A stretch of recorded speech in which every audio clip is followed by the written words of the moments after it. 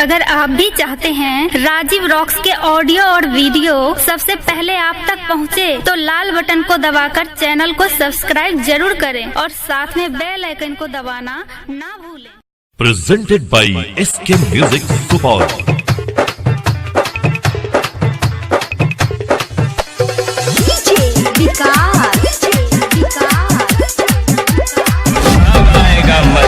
गोरे गल पर चुम्मा ले पाओ स्टेज के तरकान में गे।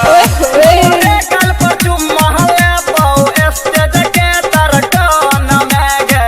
सरदा छै मन में लगई बहु हाथ थान में गे।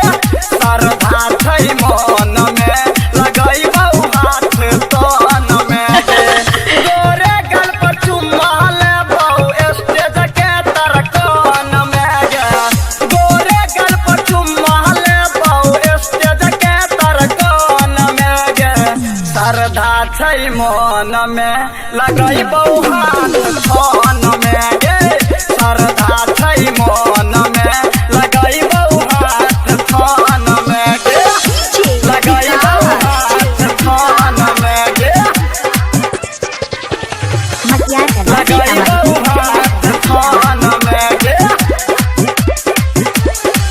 खोला देबो चाभी स तोरा लहंगा के ताला के। चाहे देबो मुँह जदी करबे कोई हाला के। अरे जा खोला देबो चाभी स तोरा लहंगा के ताला के। चाहे देबो मुँह जदी करबे तू हाला के। हे तो महसूस दर्द तोरा अकेले पन में गे। हे तो महसूस दर्द तोरा अकेले पन में गे। सरदा छै मन में लगई बहु हाथ थान में गे।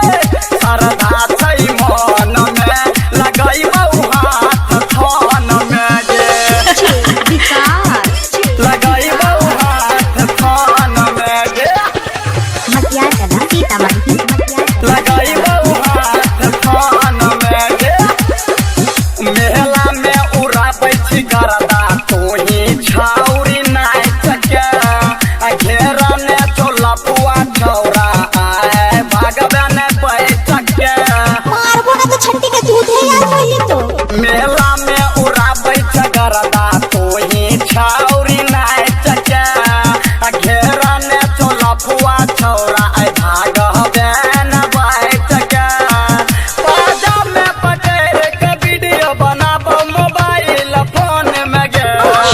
बाजा में पकड़ के वीडियो बनाबो मोबाइल फोन में गे। सरदा छै मन में लगई बहु हाथ थान में गे। सरदा छै मन में लगई बहु हाथ थान में गे। लगई बहु हाथ थान में गे।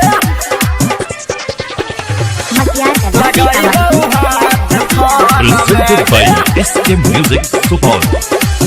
हमरे नाम छियै यादव राइटर शंकर यस केवा। मायरा ले तो माता सलीम कर दे तो बाय बाय। कर दे तो बाय बाय। हमरे नाम छियै यादव राइटर शंकर यस केवा। मायरा ले तो माता सलीम कर दे तो बाय बाय। डीजे के धमाका गायक गुड्डू लाल के सॉन्ग में गे। डीजे के धमाका गायक गुड्डू लाल के सॉन्ग में गे। सरदा छै मन में लगई बहु हाथ थान में गे। सरदा